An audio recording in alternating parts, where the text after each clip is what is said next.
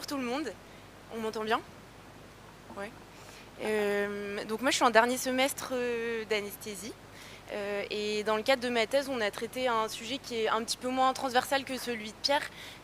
C'était dans les blocs de neurochirurgie, on s'est intéressé au contrôle tensionnel par-opératoire et à son lien avec les saignements graves post-opératoires. Donc pour cette étude, on s'est intéressé uniquement aux chirurgies d'exérèse de tumeurs intracrâniennes. Comme vous le savez, ces tumeurs, elles sont rares, mais le pronostic est sombre.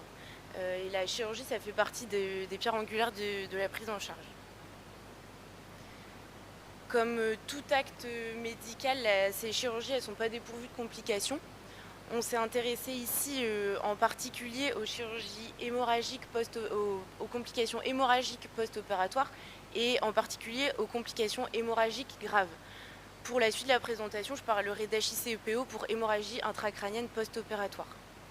On a cherché à définir les seuils tensionnels per-opératoires qui étaient statistiquement associés à un surrisque de complications hémorragiques graves en post-opératoire de l'exérèse d'une tumeur intracrânienne. Pour ça, on a étudié les patients qui avaient été opérés au CHU Lille entre 2017 et 2023. On a choisi un critère de jugement principal qui était composite, qui comprenait la recraniotomie pour évacuation d'un hématome pour pose d'une dérivation ventriculaire externe, et ou l'admission en réanimation, et ou le décès. Toutes ces évolutions, elles correspondent à des HICPO graves. Ceux qui sont déjà passés au bloc de neurochirurgie le savent, les patients qui se font opérer d'une exérèse de tumeur intracrânienne, ils bénéficient tous de la pose d'un cathéter artériel avant l'intervention. Ça, c'était vraiment une chance pour nous parce que ça nous a permis d'avoir des données de pression artérielle qui étaient vraiment fiables et surtout qui étaient nombreuses puisqu'on avait une donnée de pression artérielle toutes les 30 secondes de bloc. On s'est intéressé au nombre de pics tensionnels au-delà et en deçà de seuils de pression artérielle systolique et de pression artérielle moyenne qu'on avait définis a priori. Donc pour un passage hors seuil, on a comptabilisé un pic tensionnel. Et on s'est ensuite intéressé à la temporalité de ces pics tensionnels parce qu'on trouvait ça intéressant de différencier les pics tensionnels qui survenaient lorsque le chirurgien avait directement le nez au-dessus du cerveau, qu'il aurait pu visualiser un saignement et le contrôler, de ceux qui seraient survenus sur les phases anesthésiques sur lesquelles il n'aurait pas pu faire ses hémostases. Maintenant, je vais vous présenter les résultats. Donc, on a inclus plus de 3500 patients. Et parmi eux, 76 ont présenté une hémorragie grave post-opératoire.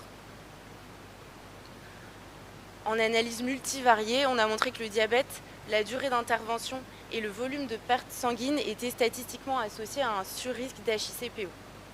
On a ensuite inclus ces facteurs dans le modèle multivarié pour l'analyse des seuils tensionnels et on a montré que l'hypotension artérielle sous 65 mm de mercure de PAM était statistiquement associée elle aussi à un surrisque d'HICPO dans notre cohorte.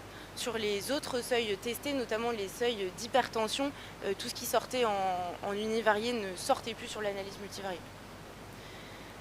Concernant la temporalité de ces hypotensions, on voit ici en rouge que chez les patients qui ont présenté une hémorragie post-opératoire, les hypotensions, elles survenaient...